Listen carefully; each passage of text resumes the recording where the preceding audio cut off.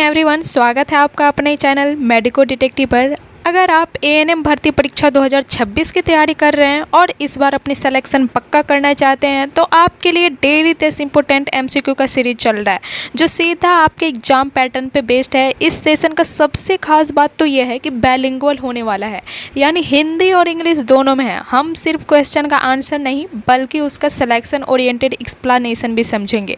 चलिए शुरू करते हैं आज का सेट। पहला क्वेश्चन है आज का कि आमाशय और आंतों से मल द्वार तक के भाग को क्या कहते हैं। What is the section from the stomach and intestines to the anus called. Option A में है आहार नली, बी में है जठरारंध्र मार्ग, सी में है श्वसन नली, डी में है तंत्रिका तंत्र।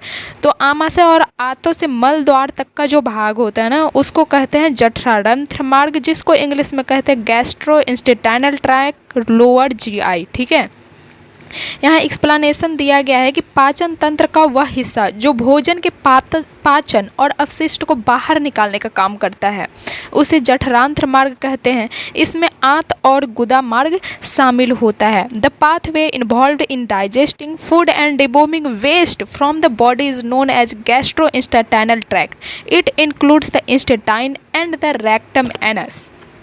ठीक है, नेक्स्ट क्वेश्चन पे चलते हैं हम लोग। पक्वाशय का कार्य, मतलब पक्वाशय में मुख्य रूप से क्या तैयार या पूर्ण होता है। ऑप्शन ए में है रक्त, बी में है चाइम या उसको पाचन रस भी कहते हैं, ऑप्शन सी में है हवा, डी में है लार।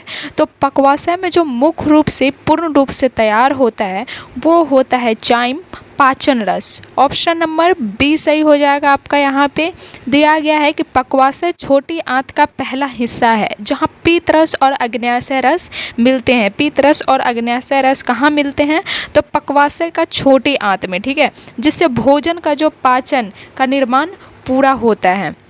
यहाँ पे देख रहे हो आप, इंग्लिश में भी दिया गया है तो इंग्लिश वाले स्टूडेंट भी देख लेंगे। नेक्स्ट क्वेश्चन है मलेरिया और काला अजार का प्रभाव। मलेरिया और काला अजार में शरीर का कौन सा अंग बढ़ जाता है। ऑप्शन ए में दिया गया है हृदय, बी में फेफड़े, सी में तिल्ली, डी में है किडनी। तो मलेरिया और काला अजार में जो है शरीर का तिल्ली यानी कि प्लीहा, जिसको इंग्लिश में एस्प्लीन बोलते हैं, ये बढ़ जाता है। मलेरिया और काला अजार में शरीर का कौन सा अंग बढ़ जाता है, तो प्लीहा बढ़ जाता है। इंग्लिश वाले स्टूडेंट एस्प्लीन समझेंगे। यहाँ दिया गया है कि इन बीमारियों में संक्रमण के कारण तिल्ली का आकार बढ़ जाता है जिसे एस्प्लीनोमेगाली कहा जाता है। ठीक है, एस्प्लीनोमेगाली समझ गए आप लोग। नेक्स्ट क्वेश्चन देखते हैं कि फेफड़ों का कार्य, यानी कि फेफड़ों का मुख्य कार्य सारे शरीर में खून को क्या करना है। The main function of the lungs is to dash dash the blood for the entire body. Option A में है पंप, बी में है शुद्ध ऑक्सीजन युक्त, सी में है ठंडा, डी में है स्टोर। तो फेफड़ों का जो मुख्य कार्य होता है ना शरीर में ब्लड को शुद्ध करना होता है, मतलब ऑक्सीजन युक्त करना होता है। ठीक है, फेफड़ा का मुख्य कार्य क्या है शरीर में, तो ब्लड को प्यूरिफाई करना। यहाँ पे दिया गया एक्सप्लेनेशन कि फेफड़ा जो होते हैं रक्त में कार्बन डाइऑक्साइड बाहर निकालते हैं और उसमें ताज़ी ऑक्सीजन मिलाते हैं, जिससे जो है ब्लड जो होता है ना प्योर होता है, बॉडी का ब्लड जो है प्योर हो जाता है। नेक्स्ट क्वेश्चन है कि एक स्वस्थ बच्चा 1 मिनट में कितनी बार सांस लेता है। How many times does an adult and a child breathe in 1 minute? Option A में है एडल्ट 12 से 20, बच्चे है 20 से 30। ऑप्शन बी में है वयस्क 72, बच्चे में 100। सी में है वयस्क में 5 से 10, बच्चे में है 5 से 10। ऑप्शन डी में है वयस्क में 40 से 50, बच्चे में है 10 से 15।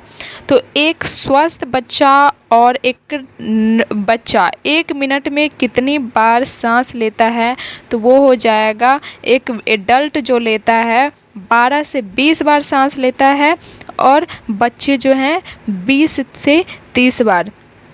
एक स्वस्थ यहाँ पे वयस्क और बच्चा का बात कर रहा है, तो एक वयस्क जो है 12 से 20 बार सांस ले सकता है 1 मिनट में और बच्चे जो हैं 20 से 30 बार। यहाँ पे दिया गया है कि वयस्कों की तुलना में बच्चों की श्वसन दर जो है अधिक होती है क्योंकि उनका चयापचय मेटाबॉलिज्म जो होता है ना तेज होता है।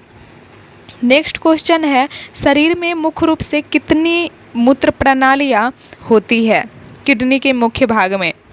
How many primary urinary system main kidney units are there in the body? Option A में है 1, बी में है 2, सी में है 3, डी में है 4। तो शरीर में जो है मुख्य रूप से 2 मूत्र प्रणालियाँ होती है। कितनी होती है? 2 होती है। यहाँ दिया गया है कि मानव शरीर में उत्सर्जन के लिए 2 मुख्य अंग किडनी होते हैं जो मूत्र प्रणाली का आधार है। समझ में आ रही है सबको? और जिसको भी क्वेश्चन का आंसर आ रहा होगा मतलब प्रयास करना कि उसमें लिखे, कमेंट बॉक्स में लिखे क्वेश्चन को, ताकि आपके माइंड में सेट हो जाए क्वेश्चन का आंसर और एग्जाम में मिस नहीं कर पाओ, ठीक है। और चैनल को अभी तक सब्सक्राइब नहीं किए हो आप लोग, देन सब्सक्राइब कर लीजिए ताकि नेक्स्ट वीडियो आपसे मिस ना हो पाए, ठीक है। नेक्स्ट वीडियो को देखने के लिए बेल आइकन को भी दबा दीजिएगा और सब्सक्राइब कर लीजिएगा अगर आपका सही में यहाँ पर प्रैक्टिस हो रहा है तो। नेक्स्ट क्वेश्चन है, ब्रिक शरीर का कौन सा यंत्र है? Kidney is the dash dash organ system of the body. Option A में है पाचन, बी में है श्वसन, सी में है उत्सर्जन, डी में है तंत्रिका। तो ब्रिक जो है शरीर का उत्सर्जन का तंत्र है, ठीक है। ब्रिक शरीर का कैसा यंत्र है? तो उत्सर्जन का तंत्र है। एक्सक्रेटरी सिस्टम है किडनी। यहाँ दिया गया कि किडनी हमारे शरीर का मुख्य उत्सर्जन अंग है जो रक्त से गंदगी को और अतिरिक्त पानी को बाहर निकालने का काम करती है।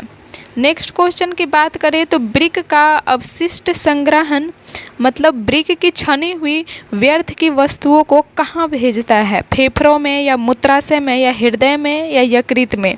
तो ब्रिक की जो छनी हुई यानी कि किडनी में जो छना हुआ व्यर्थ पदार्थ होता है ना, वो यूरिनरी ब्लैडर में भेज देता है। मतलब किडनी में जो भी मतलब गंदी पदार्थ रहेगी, छना हुआ वहाँ पे रहेगा, उस वस्तु को कहाँ भेज देगा? यूरिनरी ब्लैडर में। यहाँ दिया गया है कि किडनी रक्त को छानकर मूत्र बनाती है जो मूत्र नली के माध्यम से मूत्राशय में जमा हो जाता है। नेक्स्ट क्वेश्चन है, रक्त संचालन की प्रक्रिया। तो रक्त संचालन की प्रक्रिया को क्या कहते हैं? The process of blood movement through out the body is called what? Option A में है श्वसन, बी में है पाचन, सी में है परिसंचरण, डी में है उत्सर्जन। क्या हो जाएगा इसका सही आंसर? तो रक्त संचालन की जो प्रक्रिया होती है ना, उसको कहते हैं परिसंचरण, सर्कुलेशन। सर्कुलेशन किसे कहते हैं? तो रक्त संचालन की प्रक्रिया को कहते हैं सर्कुलेशन। यहाँ दिया गया है कि हृदय द्वारा पूरे शरीर को रक्त को पंप करने और वापस लाने की जो पूरी प्रक्रिया होती है रक्त परिसंचरण कहलाती है। नेक्स्ट क्वेश्चन और लास्ट क्वेश्चन है आज के सेशन का कि रक्त का तरल भाग, रक्त के तरल भाग को क्या कहते हैं? The liquid protein of the blood is called what? Option A में हीमोग्लोबिन, बी में है प्लाज्मा, सी में है प्लेटलेट्स, डी में है कोशिका। तो रक्त का जो तरल भाग होता है ना, लिक्विड पार्ट होता है ना, उसको कहते हैं प्लाज्मा। ऑप्शन नंबर यहाँ पे बी सही हो जाएगा। आप लोग का 10 में से कितना सही हुआ है कमेंट में बताइए कि कितना सही हुआ है। अगर 10 में से जिसका 10 सही हुआ है समझो डेली प्रैक्टिस कर रहे हैं और उसका एग्ज़ाम काफ़ी अच्छा जाने वाला है। जिसका तैयारी नहीं कर पा रहे हो तो कम से कम यहाँ पर आके प्रैक्टिस कर लिया करिए ताकि आपका जो है तैयारी बेहतर हो सके।